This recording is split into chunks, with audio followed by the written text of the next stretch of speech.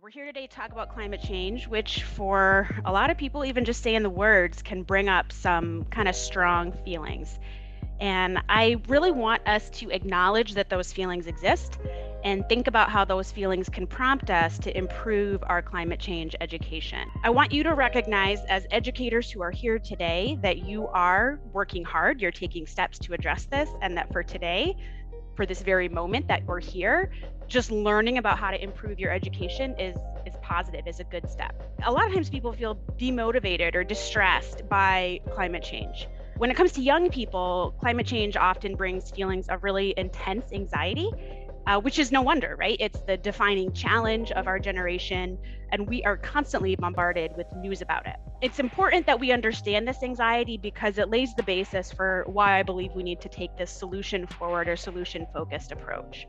So there was a study that came out in December of 2021 in the Lancet Planetary Health. And what they did was they surveyed 10,000 children in 10 countries about climate anxiety and their beliefs about how they felt about how governments responded to climate change. So 75% overall of these youth said that their future was frightening.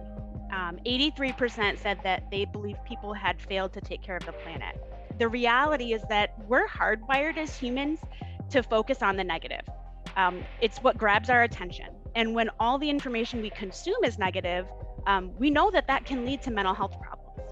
And unfortunately, a lot of the writings that we hear about climate change, both in the media, in the news, and social media, even in textbooks, it can focus on the negative because it grabs our attention and it sticks. This leads us to the infamous doom scrolling on our phones, which, as anyone who has ever been caught up in that knows, doesn't leave you feeling empowered or motivated, just leaves you feeling like you need to kind of binge on Netflix and ice cream instead and just shut out the world. So that's not what we're going for. We're going for action. So there's this hope based on denial, that classic sort of like sticking your head in the sand kind of hope and just assuming everything's going to be okay.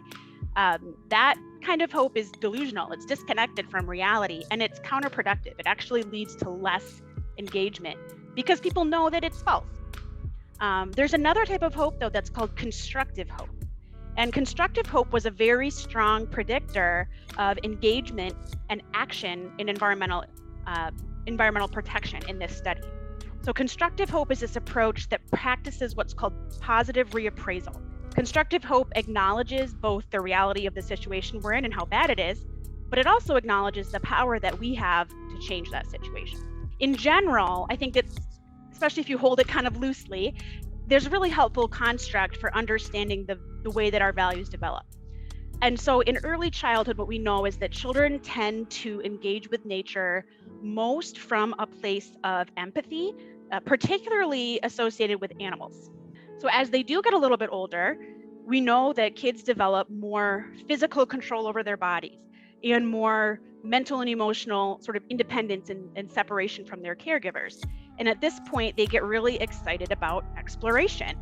We can't expect children who are younger than adolescents to really fully understand the implications and the way that some of these what to them feel very abstract systems work and global interconnectedness and social responsibility. And that doesn't mean we shouldn't start introducing concepts of mutuality and interconnectedness at younger ages. It just, we should, but in, simplified ways. And we can't place the responsibility for solving these huge, global, really complicated problems that we as adults can't solve. We can't place that on kids who are too young to handle it. So we know we need to provide opportunities to fall in love for nature, and we need to include solutions and positive stories. But what does that look like? So first, and this is not surprising, right? It's a common finding from all kinds of environmental education, but especially climate, is that it needs to be personally relevant to young people. As you're going through this process, we really need to keep in mind the importance of education. The goal of education, environmental education in particular, is to build student skills. So one of the hallmarks of effective environmental education is that it teaches students how to think about environmental issues and not what to think. And then the final theme in the sort of how-to section is the importance of giving students opportunities to engage in science with scientists out in the field.